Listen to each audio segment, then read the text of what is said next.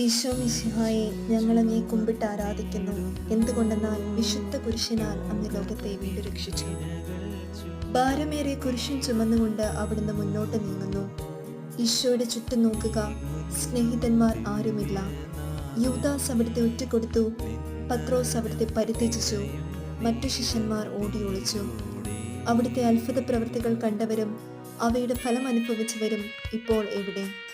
ഓശാന പാടി എതിരേറ്റവരും ഇന്ന് നിശബ്ദരായിരിക്കുന്നു. ഈശോയെ സഹായിക്കുവാനോ ഒരാശ്വാസമാക്കി പറയുവാനോ അവിടെ ആരുമില്ല.